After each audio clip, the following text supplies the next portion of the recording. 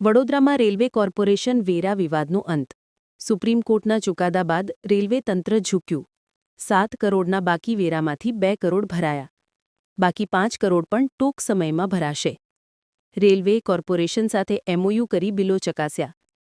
2003-4થી ક્ષેત્રફળ આધારિત વેરો લાગુ. સુપ્રીમ કોર્ટે વડોદરા કોર્પોરેશનની તરફેણમાં ચુકાદો આપ્યો. ચુકાદા બાદ વડોદરા મહાનગરપાલિકાને થશે કરોડોની આવક. લાંબી લડત બાદ વડોદરા મહાનગરપાલિકાને મળી સફળતા. વર્ષ 2005થી અટવાયેલો હતો વેરા ઉઘરાણીનો મામલો. નવાયાર્ડ, છાણી, પ્રતાપનગર, મકરપુરા, વિશ્વામિત્રી રેલવે સ્ટેશનના વેરા બાકી.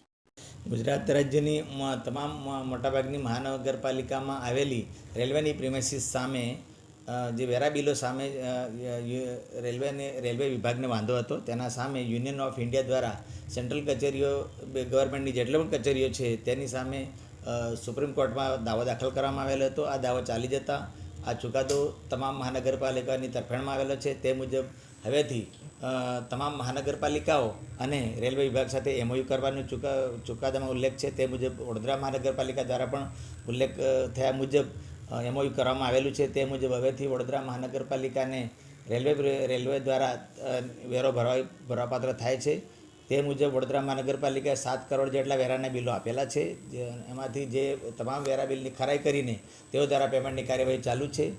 જે અન્વયે અત્યાર સુધીમાં 2 કરોડ જેટલી વેરા વસૂલાત થઈ ગયેલી છે. 5 કરોડ જેટલા વેરા બિલ પ્રોસેસમાં છે. ટૂંક સમયમાં ભરપાઈ કરી દેવામાં આવશે. કયા કયા રેલવે સ્ટેશનો વડોદરાના છે? વડોદરા મહાનગરપાલિકા વિસ્તારમાં ખાસ કરીને નવાયાર્ડ, છાણી રેલવે સ્ટેશન, લાલબાગ, મકરપુરા અને પ્રતાપનગર જેવા વિસ્તારોમાં રેલવેની પ્રિમાઇસીસ આવેલી છે. કેટલા વર્ષ અંદાજિત જૂનું આ ઉઘરાણી હોઈ શકે? આ જે વેરા બિલો જે છે એ 2003-4થી વેરા બિલોની બજવણી કરવામાં આવેલી છે અને જે પ્રિમાઇસીસ 2003-4 પછીની જે બાંધકામ થયેલું છે એને જે તે તારીખથી આપવામાં આવેલી છે અને જૂના મકાનોની 2003-4થી અસરથી વેરા બિલો બજવવામાં આવેલા છે. સાહેબ, અત્યાર સુધી ઉઘરાણી કેમ ના થઈ? આપણે જે એલર્ટ થયા ત્યારે ખબર પડી કે તો અગાઉ કેમ કોઈ આની ઉઘરાણી ના? નહીં, આના ઉઘરાણી ઓલરેડી કરવામાં આવેલી હતી, પણ તેને વડોદરા મહાનગરપાલિકા અને તમામ મહાનગરપાલિકાઓ સામે વેરા સામે વાંધો હતો કે આ કેન્દ્ર સરકારની મિલકત છે, જેથી તેને વેરામાં માફી મળવી જોઈએ તેવી તેમની રજૂઆત હતી. પરંતુ વડોદરા મહાનગરપાલિકા તમામ મહાનગરપાલિકા વેરા બિલોની બજાવણી કરવામાં આવતી જ હતી, પરંતુ એઓ દ્વારા પૈસા ભરવામાં આવતા ન હતા.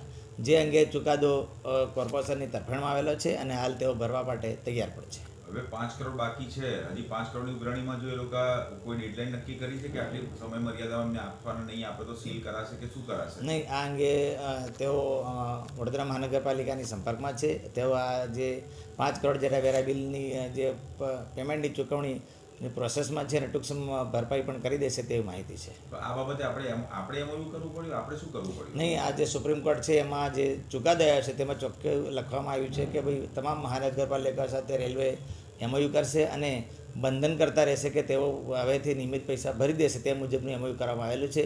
તે મુજબ વડોદરા મહાનગરપાલિકા અને રેલવે વિભાગ દ્વારા એમઓયુ કરવામાં આવ્યું છે.